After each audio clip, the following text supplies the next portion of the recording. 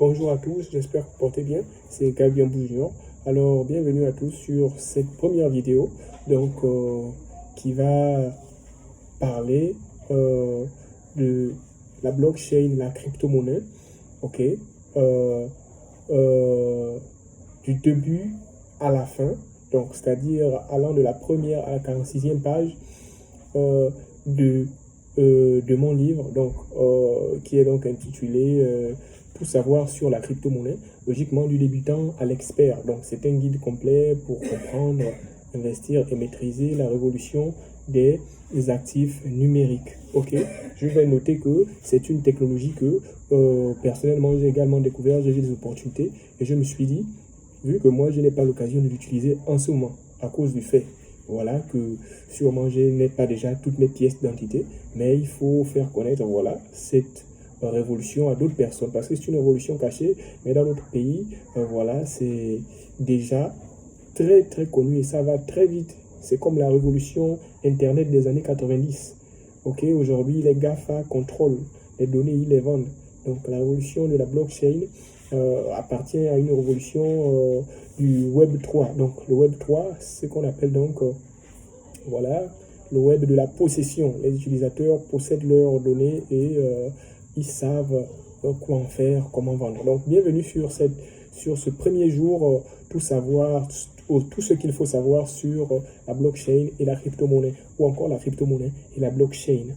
Donc, nous allons avoir cette vidéo-là, une très bonne vidéo qui commence avec la blockchain seulement. Ok, après, un autre jour, nous allons continuer la crypto-monnaie.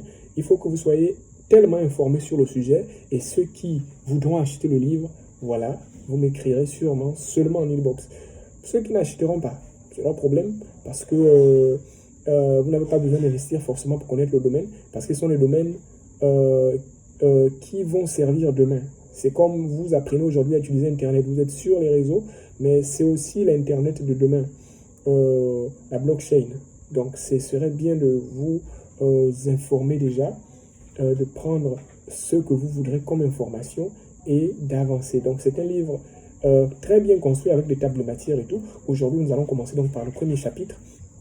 Et je voudrais, voilà, à ce stade, donc, commencer avec une petite introduction, voilà, pour que vous puissiez savoir où est-ce que l'on va avec ce livre. Donc, avec bien sûr le jour d'aujourd'hui, donc qui va traiter de la blockchain simplement. Donc, il faut savoir que nous vivons une révolution, ok? Nous vivons donc une époque de transformation digitale profonde. Donc, une révolution qui est sûrement silencieuse, une révolution silencieuse qui redéfinit logiquement les rapports, notre rapport à la confiance, ok, à l'argent et aux institutions. Donc, et au cœur de cette métamorphose se trouve une technologie aussi destructive que prometteuse. Donc, la blockchain et son application, bien sûr, la plus célèbre, les crypto-monnaies. Donc, vous avez vous avez déjà peut-être entendu parler du Bitcoin, cette monnaie Internet dont la valeur s'envole et s'effondre dans des cycles médiatiques frénétiques, voilà. Et vous avez peut-être croisé le terme NFT ou encore métaverse sans vraiment saisir, on va dire, de quoi il s'agit. Donc, ce livre-là, que j'ai conçu à l'aide de mes recherches, à l'aide des IA très performantes qui sont aujourd'hui l'intelligence artificielle, c'est pas ce que les gens font pour des images, voilà, de l'information, de la désinformation. Mais l'IA aujourd'hui est très importante pour aider à donner des informations très fiables, des IA fiables, voilà, pas juste des chats GPT, non, non, non. Donc, ce livre est fait vraiment pour vous, pour comprendre, pour vous informer. C'est un très grand livre. Donc ici, mon objectif donc est de guider, ok, de vous guider à travers donc le paysage complexe, souvent technique et parfois anxiogène, donc de la blockchain et des crypto-monnaies. Et donc nous partirons de zéro, ok, comme aujourd'hui la première vidéo. Nous déconstruirons ensemble les concepts, ok, pour pour les reconstruire de manière simple et accessible, et puis sans jamais sacrifier la précision. Donc, nous allons commencer sans plus tarder pour ne pas faire un soliloque, donc avec, comme a dit notre procureur, on va directement répondre à la question. Ok, j'aime cela. Nous allons directement répondre à la question. C'est quoi la crypto-monnaie? Ok, c'est quoi la crypto-monnaie? C'est cela. Donc, et donc, dans ce livre, on traite de cela au chapitre 1. Chapitre 1, c'est quoi la crypto-monnaie? Et soyez pas pressés de passer, écoutez, ok, et informez-vous, réécoutez la vidéo plus tard, parce que là, on parle en détail. Je prends les notes, c'est pas juste parler, comme ça, les notes sont là et... non. On parle sur la base des notes pour que, voilà, vous puissiez également tenir, voilà, retenir. Parce que là, j'ai également mon ordinateur sur moi, ok? Parce que les choses sérieuses, il faut que, voilà, on les transmette également de manière sérieuse. C'est un livre, je ne vais pas retenir tout ce livre en tête, donc je vais simplement commencer à vous prendre le premier chapitre et puis expliquer petit à petit. Donc, nous sommes au premier chapitre. C'est quoi la blockchain? Ok, c'est quoi la blockchain? Donc, la première chose que vous devez comprendre, ok, avant que je réponde, nous sommes donc sur l'introduction à la blockchain. Ok, l'introduction à la blockchain, on met 2 points, le grand livre comptable numérique. Le grand livre comptable numérique. Donc, quand vous entendez blockchain, essayez de voir le grand livre, le grand livre comptable numérique. Imaginez un grand livre comptable, hein, comme ceux utilisés par les comptables depuis des siècles. Ok, un grand livre comptable comme ceux utilisés par les... On fait des enregistrements, on note les entrées, les sorties. Ok, donc imaginez cela. Donc, imaginez un grand livre comptable comme ceux utilisés par les comptables depuis des siècles pour noter toutes les entrées et les sorties d'argent. Donc, maintenant, imaginez que ce livre n'est pas stocké dans le coffre-fort d'une banque. Ok, parce qu'à l'époque, bon, les banques stockaient, et les banques stockent toujours leurs livres comptables. Donc, imaginez que ce livre-là n'est pas stocké dans une banque. Donc, le concept de la blockchain, c'est ce qu'on est en train de construire. Imaginez donc que ce livre n'est pas stocké dans le coffre-fort d'une banque. Ok, ce grand livre comptable. Hein, mais qu'il est copié et distribué à des milliers de personnes. Donc, imaginez un peu ça. Qu'il est copié, donc ce livre-là est copié et distribué à des milliers, voire des millions, hein, voilà, d'ordinateurs à travers le monde. Donc, quand je parle de personnes, c'est bien sûr des personnes virtuelles avec des ordinateurs. Donc, des milliers, voire des millions d'ordinateurs à travers le monde. Imaginez un peu, ce coffre-fort-là, on le distribue, plutôt ce livre-là est distribué à des milliers et de millions de personnes. Ce n'est pas la banque qui a, voilà, le monopole de ce grand livre comptable-là qui voit comment les entrées et les sorties sont, les entrées et les sorties d'argent. Ok? Donc, voilà un peu la première chose que vous devez comprendre. La blockchain, c'est un grand livre comptable. C'est comme un grand livre comptable où on note les entrées et les sorties d'argent. Ok? Mais qui n'est pas gardé dans le coffre-fort d'une banque, d'une seule banque qui est l'intermédiaire et qui sait quelles sont les entrées et les sorties qui sont voilà, faites au sein de la banque. Mais c'est un grand livre, plutôt imaginez-la comme un grand livre qui est distribué à des milliers et des milliers d'ordinateurs, voilà, à travers le monde entier. Donc, chaque fois qu'une nouvelle transaction, imaginez que chaque fois qu'une nouvelle transaction a lieu, ok, elle est inscrite dans ce livre. Donc, ce livre-là, c'est ça la blockchain. Donc, imaginez, quand il y a une nouvelle transaction, ok, elle est inscrite dans ce livre. Et toutes les copies sont mises à jour instantanément. Donc, toutes les copies sont mises à jour instantanément. Si toutes les copies sont mises à jour instantanément, ça veut dire que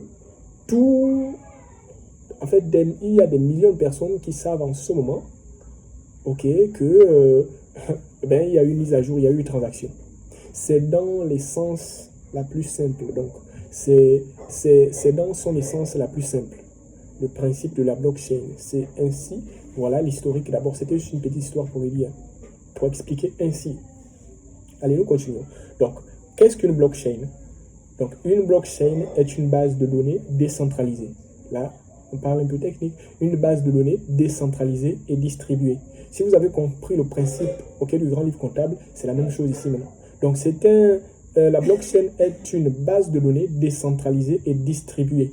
Donc, qui enregistre des informations, sous forme de blocs, liés les uns aux autres, chronologiquement. C'est chronologiquement. Donc, vu qu'on parle de chronologie, on dit il y a des chronologies, c'est l'un après, il y a des suites, c'est chronologique, une étape après l'autre. Donc, formant ainsi une chaîne. Donc, chaque bloc contient un ensemble de transactions validées. Une fois qu'un bloc est ajouté à la chaîne, il est pratiquement impossible de modifier les données qu'il contient, rendant la blockchain immuable. Donc, vous comprenez la blockchain, déjà, on l'explique ici, déconstruit. Donc, c'est une base de données qui est décentralisée, comme on l'a expliqué. Il y a beaucoup de personnes qui voient en même temps les transactions qui se font sur l'Internet et qui valident, qui vérifient, on est d'accord, ça peut passer. On a vu le changement. Donc, c'est décentralisé comme ça. Ce n'est pas une base de données, une seule entité qui contrôle, non. Il y a des millions de personnes qui vérifient avant que la transaction puisse avoir lieu. Alors, si il y a une transaction et que des milliers d'ordinateurs ont vérifié, c'est à ce moment que,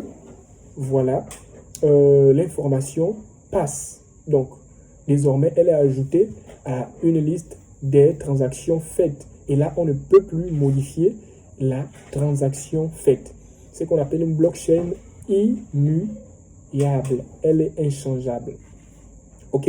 Donc, quelles sont les caractéristiques clés d'une blockchain? Quelles sont les caractéristiques clés d'une blockchain? Quand on parle de blockchain, on a parlé de base de données décentralisée. Mais cette base de données-là contient quoi? Ce sont des transactions, des transactions entre des milliers et des millions d'ordinateurs. Parce que sur la blockchain, il y a plusieurs transactions qui se font, que vous allez voir dans les jours suivants quand on va expliquer. Et donc, sachez déjà ce qu'est la blockchain. Pensez à un grand livre comptable que l'on peut redistribuer à de milliers de personnes. Pensez à une base de données qui est décentralisée. Ce n'est pas une seule personne qui a le monopole. C'est une base de données qui permet d'enregistrer les entrées et les sorties et qui est contrôlée par des millions et des milliers d'ordinateurs. Et la transaction faite, donc, comme on l'a expliqué, lorsqu'une transaction est validée, elle ne peut plus être modifiée parce que ce sont des milliers de personnes qui l'ont modifiée. Il faudrait des milliers de personnes pour remodifier. C'est impossible. Donc, voilà un peu. Et ensuite, on parle des caractéristiques de la blockchain. Alors, les caractéristiques de la blockchain. Les caractéristiques de la blockchain.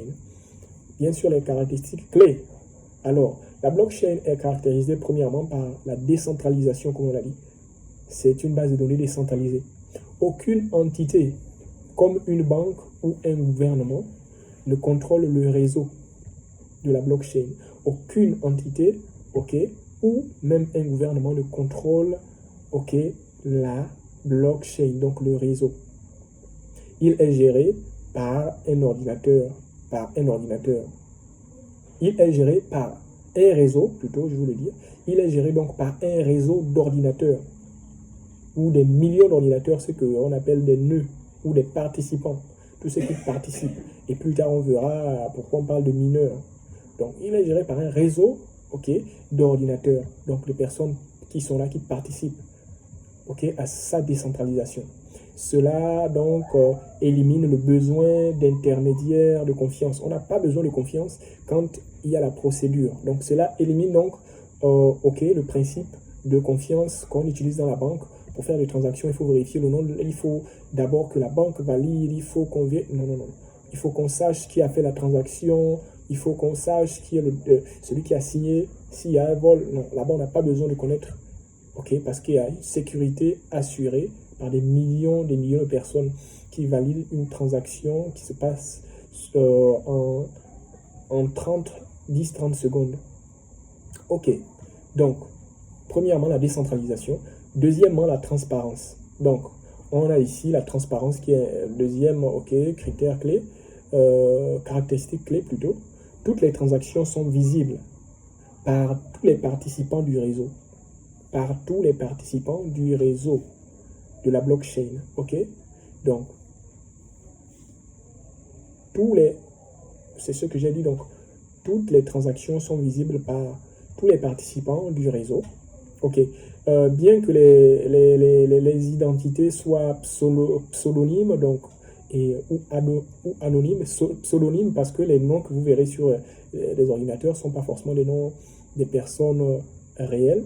Ok. Ce sont des pseudonymes, mais ce sont des personnes réelles. Ok. Donc, bien que les identités donc, soient pseudonymes, en parenthèse, donc, si on peut le dire, représentées par les adresses alphanumériques. Donc, alphanumérique signifie on a quelqu'un par exemple qui s'appelle gercipeul9 @. Ok. Donc, les mouvements de fonds sont publics et vérifiables. Malgré le fait que les personnes soient anonymes, ok, ces personnes-là, en réalité, ont le droit d'être anonymes. Mais leur identité, pour être des participants, ont été vérifiées en tant que des personnes physiques avec des cartes d'identité. Parce que j'ai dit, là-bas, il faut avoir ses papiers, il faut avoir son identité correcte.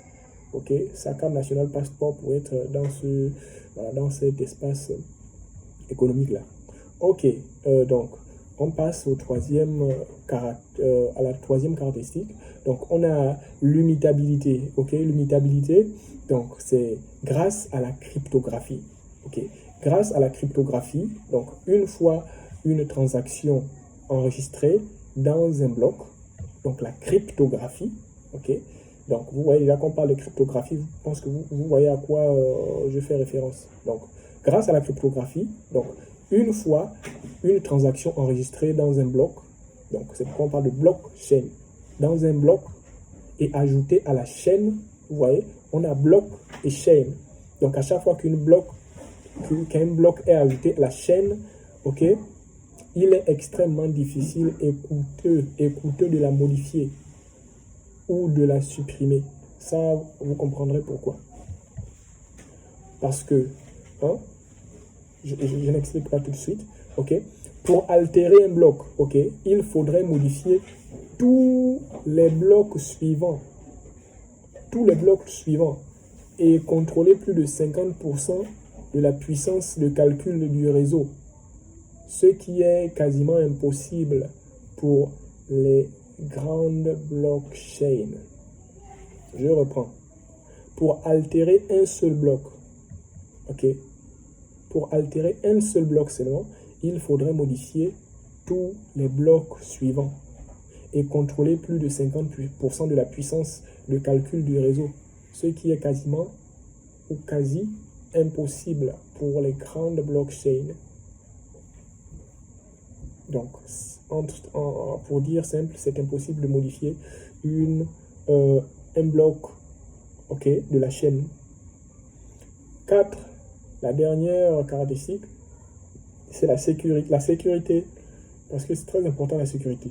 Les données sont sécurisées par des fonctions cryptographiques. Donc, on voit clairement comment ça se passe. Il y a de la cryptographie, donc on voit les transactions graphiques, ok, comment ça se passe. Donc, les données sont sécurisées par des fonctions cryptographiques de hachage, ok. Vous comprendrez plus tard les termes, ce que ça signifie, de cryptographie de hachage. Donc, chaque bloc contient le hash, en parenthèse, une empreinte digitale unique. Vous comprenez un peu comment c'est très sécurisé. Donc, chaque bloc contient le hash.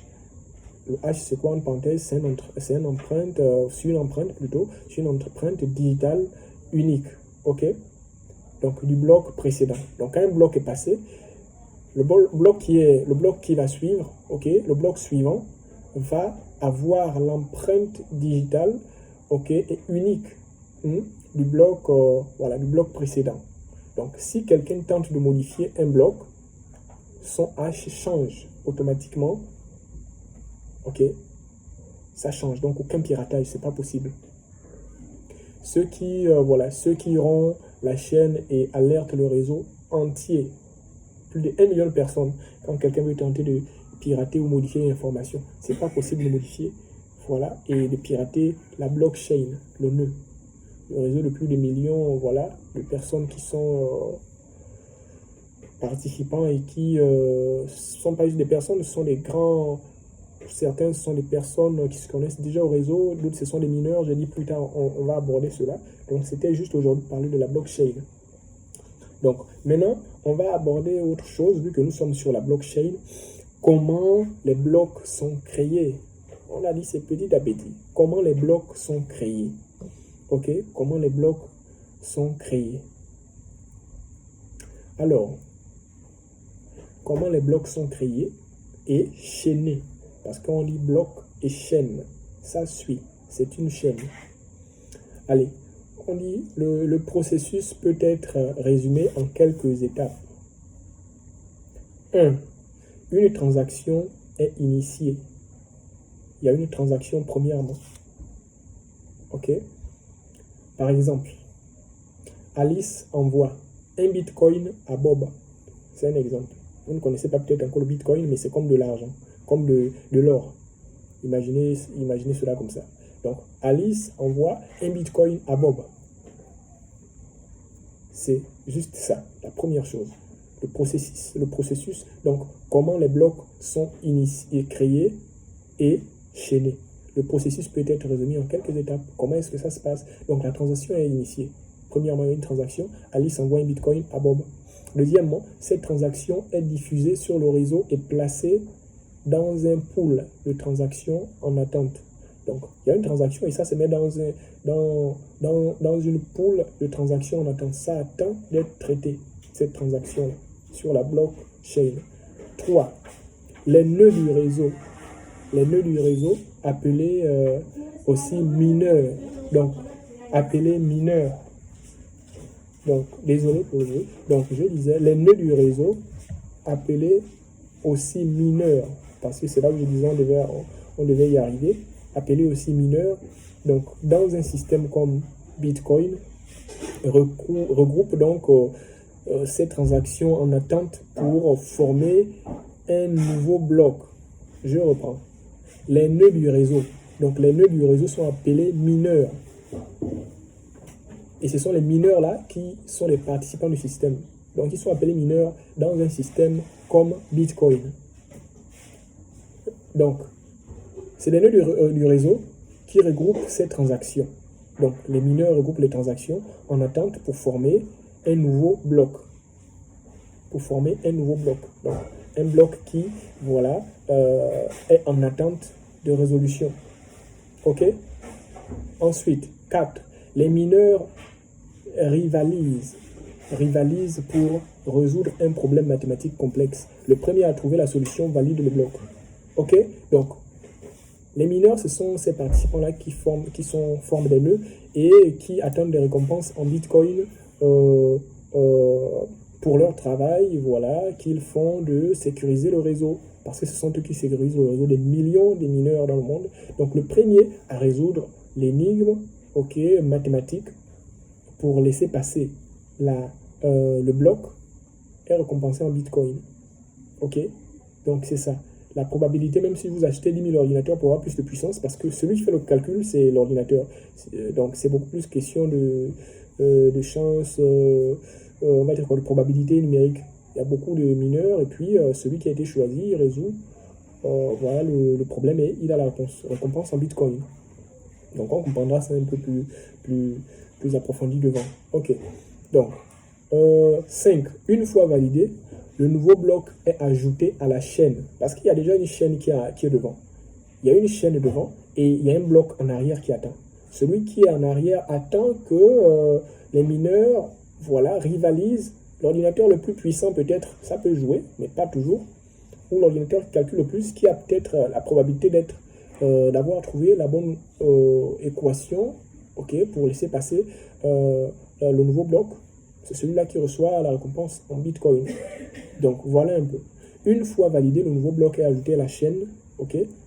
Donc, il contient donc le hachage du bloc précédent, c'est-à-dire l'empreinte digitale du bloc précédent. Et voilà quoi, créant un lien indissoluble. Donc, il y a des liens complètement qui se suivent, chaînés. Donc, et 6, toutes les copies du grand livre sur le réseau sont mises à jour. Toutes les copies, donc tous les milliers de participants qui possèdent la copie donc, des blocs voient les mises à jour en temps réel. Donc voilà un peu ce sur quoi se base la blockchain. Donc, est-ce qu'on va continuer pour voir les différents types de blockchain? Voilà, différents types de blockchain. Nous allons parler par exemple de toutes les blockchains. Voilà, on va dire différents types de blockchain, mais toutes les blockchains ne sont pas identiques. Ok, donc on peut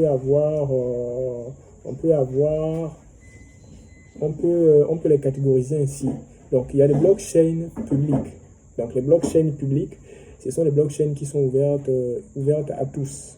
Ok, comme il est dit bien noté ici dans le livre, ce sont des blockchains qui sont accessibles à tous. Donc n'importe qui peut lire, peut envoyer des transactions et participer au processus de consensus.